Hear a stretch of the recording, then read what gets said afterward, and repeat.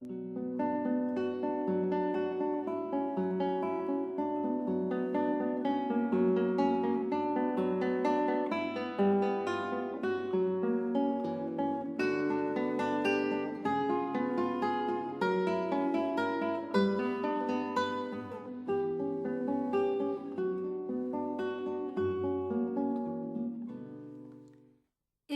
de Jésus-Christ selon saint Luc.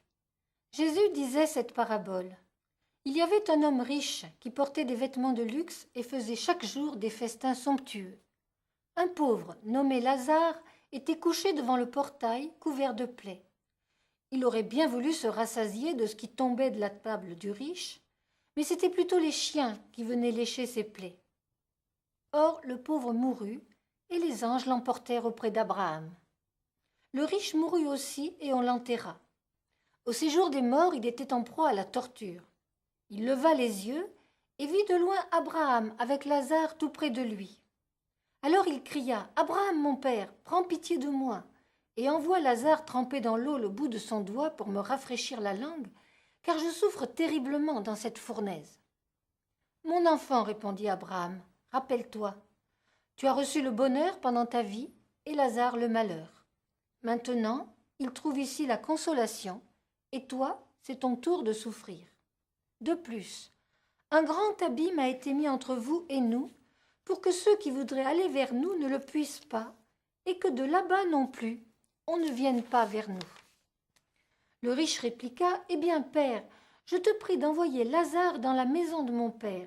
J'ai 5 frères, qu'ils les avertissent, pour qu'ils ne viennent pas eux aussi dans ce lieu de torture. » Abraham lui dit, « Ils ont Moïse et les prophètes, qu'ils les écoutent. » « Non, père Abraham, dit le riche, mais si quelqu'un de chez les morts vient les trouver, ils se convertiront. » Abraham répondit, « S'ils n'écoutent pas Moïse ni les prophètes, quelqu'un pourra bien ressusciter d'entre les morts, ils ne seront pas convaincus. »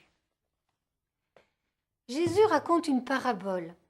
Ces récits imagés et vivants qui mettent en scène la vie quotidienne ou les croyances traditionnelles et qui soudain, par un retournement de situation, provoquent la surprise du lecteur pour qu'il réagisse et prenne parti. La scène traditionnelle est un peu forcée, mais à peine, c'est l'opposition entre l'étalage tapageur des richesses et du luxe et la misère insupportable aux portes de cette richesse provocante. D'un côté, l'homme comblé, le monde des riches, et de l'autre, celui qui manque de tout, le monde de la pauvreté et de la maladie. Puis, nous sommes transportés dans les représentations traditionnelles de l'au-delà.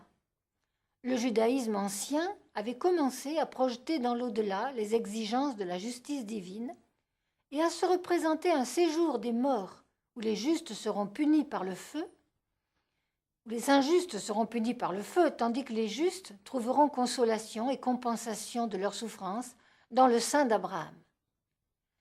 La précision remarquable ici, c'est le grand abîme qui sépare le séjour de la torture du séjour de la consolation. Un abîme au fond qui ne fait que refléter celui qui séparait le juste, riche et bien nourri, et le pauvre nu, couvert d'ulcères et affamé. Au fond, la réponse d'Abraham ne fait que renvoyer le riche à son propre comportement. Souviens-toi que tu as reçu du bonheur pendant ta vie et Lazare du malheur. Les abîmes que nous creusons chaque jour entre ceux qui sont dans la misère et nous ne risquent-ils pas d'être définitivement creusés et de nous séparer tout aussi définitivement de l'amour de Dieu? Évidemment, la scène est ici totalement invraisemblable, une invraisemblance soulignée par une pointe d'humour. Le riche, dans ses tourments, manifeste un sens de la solidarité. Il veut prévenir ses frères, les avertir pendant qu'il est encore temps des dangers qu'ils courent, vite leur faire la leçon. En fait, tout ce récit ne sert qu'à mettre en relief le dialogue final entre le riche et Abraham. Et d'abord, la réponse d'Abraham à la requête du riche. Ils ont Moïse et les prophètes qu'ils les écoutent. Ils connaissent tous la loi de Moïse qui invite à l'amour du prochain, au partage, à la remise des dettes. Le Deutéronome insiste sur l'attention à porter aux misérables, sur le souci de l'étranger, de l'immigré, de la veuve et de l'orphelin. et les prophètes, de leur côté, n'ont cessé de dénoncer le luxe insolent des riches, l'exploitation du peuple par les grands propriétaires et par ceux qui détiennent le pouvoir. Ils dénoncent la tricherie des marchands qui truquent les balances, la partialité des juges. Mais ici, le riche insiste. Si quelqu'un de chez les morts va les trouver, ils se repentiront. Dans la dernière réponse d'Abraham, l'évangéliste s'adresse directement aux communautés chrétiennes.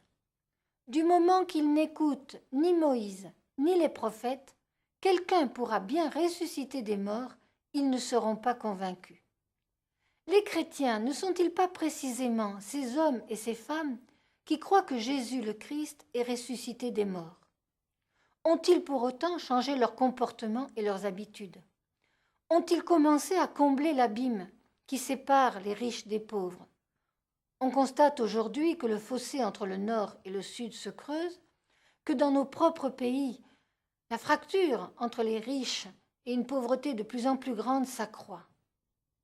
Nous qui sommes les disciples de celui qui est ressuscité d'entre les morts, nous qui proclamons la bonne nouvelle d'un Dieu qui aime et veut sauver tous les hommes, sommes-nous vraiment convaincus?